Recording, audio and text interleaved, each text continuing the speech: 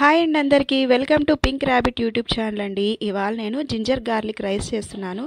Very easy process.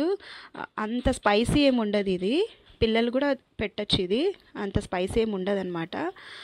అయితే first బాండీ తీసుకోండి. దాంట్లో 2 స్పూన్స్ ఆయిల్ వేసేయండి. 1.5 స్పూన్ జీలకర్ర వేయండి. ఆవాలు వేయకండి. తర్వాత ఆనియన్స్ వేసుకోండి. అవి మంచిగా ఫ్రై చేయండి.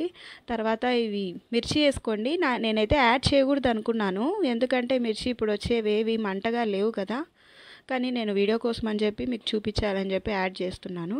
నెక్స్ట్ జింజర్ గార్లిక్ పేస్ట్ వేసుకోండి.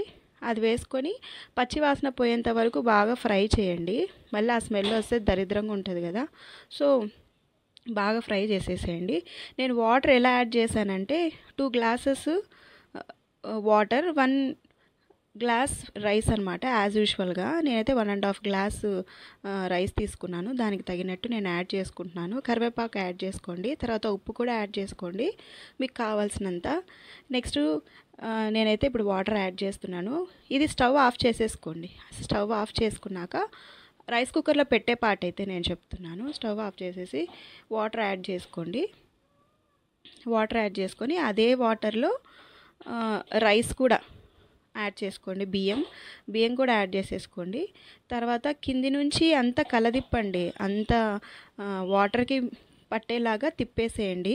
ఎందుకంటే కిందంతా ఆ పేస్ట్ అది అంటుకో ఉంటుంది కదా, అందుకని చెప్పేసి బాగా తిప్పేసేయండి. ఇంకోటి ఏంటంటే ఇందులో మసాలాలు ఏవి అవసరం లేదనమాట. ఓన్లీ జింజర్ గార్లిక్ ఉంటే చాలు. ఎప్పుడు మన ఇంట్లో అది అవైలబుల్లో ఉంటుంది కదా. సో సండే ఇదండి ఇది రెసిపీ. మేము ఆ రోజు చికెన్ చేసుకున్నాము. అది కూడా పెడతాను వీడియో సూన్. దానికంటే ముందు ఇది పెడదామని చెప్పేసి పెడుతున్నాను. చికెన్లోకి బాగుంటుంది, తర్వాత గుత్తొంకాయలోకి బాగుంటుంది, నార్మల్ వంకాయలోకి బాగుంటుంది, పులుసు కర్రీ ఏదైనా బాగుంటుంది. చూడండి నేను ఓపెన్ చేసి చూపిస్తున్నాను. రైస్ అయితే అయిపోయింది, అలా వస్తుంది. నేను ప్లేట్లో కూడా యాడ్ చేసి చూపిస్తాను. ప్లీజ్ లైక్, షేర్, సబ్స్క్రైబ్ అండి. Thank you.